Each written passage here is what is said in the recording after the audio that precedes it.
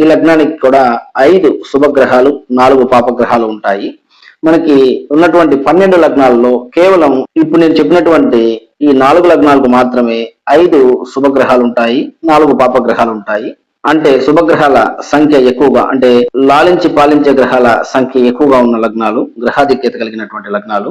ఇక ఈ మేష లగ్నం విషయానికి వచ్చినట్లయితే రాజగ్రహాలైనటువంటి సూర్య, చంద్ర, కుజులు వీరికి పంచమ, చతుర్థ లగ్నాధిపతులు శుభగ్రహాలు అవడం వల్ల వీరికి రాజగ్రహాల అనుకూలత అనేది ఎక్కువగా ఉంటుంది. ఇక దీనికి తోడు ఈ లగ్నానికి మాతృకారకుడైనటువంటి చంద్రుడే మాతృ భావాధిపతి అవడం, అంటే మాతృస్థానము చతుర్థము, అదేవిధంగా మాతృకారకుడు చంద్రుడు, అంటే చతుర్థాధిపతి చంద్రుడు అవడం, అదేవిధంగా గృహస్థానము నీటి స్థానము కూడా చతుర్థమే. ఈ నీటికి అదేవిధంగా మహడీలకు, అంటే పెద్ద పెద్ద బిల్డింగ్స్ కి కారకుడైనటువంటి చంద్రుడు గృహస్థానాధిపతి అవ్వడం ఒక మంచి యోగంగా చెప్పుకోవచ్చు. సూర్యుడు ఈ లగ్నానికి పంచమాధిపతి అవ్వడం, ఆత్మ జ్ఞానానికి కారకుడైనటువంటి సూర్యుడు ఈ లగ్నానికి పంచమాధిపతి, జ్ఞాన స్థానాధిపతి అవ్వడం కూడా విశేషంగా చెప్పుకోవచ్చు.